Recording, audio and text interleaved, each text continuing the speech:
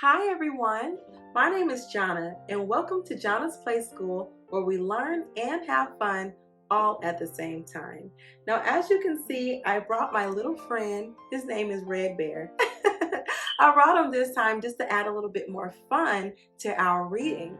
So today, let's see what we have. We will be reading Patience, Please by the Berenstain Bears. So grab your book so you can read along with me. 1, 2, 3, let's read. Welcome to Jonna's Play School, where we learn and play at the same time. The Berenstain Bears. Patience, please. A person's wisdom yields patience. Proverbs chapter 19, verse 11. By Mike Berenstain. Brother, sister, and Honey Bear enjoyed helping Mama and Papa in the garden. There was a fine vegetable garden in the backyard, as well as beautiful flower beds all around the Bear family's treehouse. The cubs helped plant seeds, water, and weed. They also helped pick the veggies when they were ripe. One spring morning, as the family worked in the garden, Papa posed a question. Cubs, He said, would you like to have gardens of your very own? You mean we can have our own plots of land? Brother asked. That's right. said Papa. And we can grow whatever we want? Of course. said Papa. You'll have to do all the work yourselves. I will teach you self-reliance. Yay! said Honey. That's a good idea, Papa, said Mama. It will help teach the cubs patience too. You have to be very patient when helping things grow. Papa and Mama guided the cubs in selecting plots of ground for their gardens. The cubs laid them out with stakes and string. Then the whole family went down to Rufy's Grizzly's hardware store to buy seeds. It was hard to select which vegetables to grow. There were so many different kinds. Brother chose cucumbers, tomatoes, celery, lettuce, and parsley. Sister picked carrots, squash, radishes, potatoes, and peas. Honey loved flowers. She stood gazing at the pretty pictures on the seed packages for a long time. Finally, she grabbed a big handful. The next day, the cubs set to work. It was hot, hard labor. Brother and sister were very organized. First, they turned up the soil with shovels and worked in the fertilizer.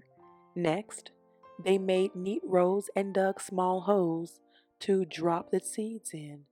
Then, they made signs from the seed packages to mark the end of each row. Finally, they got out the house and gave the gardens a good soaking. It did require a lot of patience. Honey went about things a bit differently. She tore the tops off her flower seed packages and stood in the middle of her plot. She closed her eyes, held her arms out, and spun around and around. The flower seeds flew everywhere. Brother and sister were a little startled. Honey, said sister, I don't think that's going to work. You need to till the ground before you plant the seeds. pretty flowers, said Honey, pointing at a picture on one of the empty packages. Yes, but, began Brother. Honey ran off, chasing a butterfly. Brother and sister just shrugged. The next day, Brother and sister checked their gardens to see if anything was sprouting, but it was too soon. They went out the next morning too. There was nothing doing. Every day they checked their plots, but nothing seemed to be happening. The cubs grew impatient. When is our garden going to sprout? They asked Mama and Papa. You have to be patient, said Mama. Have faith that what you have planted will grow in God's good time. Seems to me I remember lines in the Bible about that, said Papa. See how the farmer waits for the precious fruit of the earth, being patient about it, until it receives the early and late rains. You also be patient. That's from the book of James, said Mama. The cubs sighed, wishing things didn't take so long. The next day, brother and sister wearily trudged out to check on their gardens one more time. All along each row, little green shoots were pushing up. "Mama, Papa," they yelled, "come look, our gardens are growing." Then they noticed Honey's little plot. Their mouths dropped open. Honey's garden was filled with beautiful flowers, big ones, little ones, red ones, pink ones, yellow and blue ones. They were gorgeous, Well, honey, said Papa with a chuckle. God certainly made your garden grow. You've shown us the power of faith and trust along with patience. Pretty flowers, Said Honey happily. A dove cooed in a nearby tree. Flowers appear on the earth. The season of singing has come. The cooing of doves is heard in our land. Mama quoted from the Song of Songs in the Bible. I hear the dove and I see the flowers, said Papa. Now how about a little singing? He got down on one knee and sang to Mama. My wild bearish rose, the fairest flower that grows. Really, Papa? Said Mama, blushing. What will the cubs think? But the cubs giggled in delight. Oh, you're back. Me and Red Bear were just talking about how great that book was. Now, let me tell you something. I did gardening back 2 years ago and I learned so much patience. I had so much patience that I ended up killing my corn.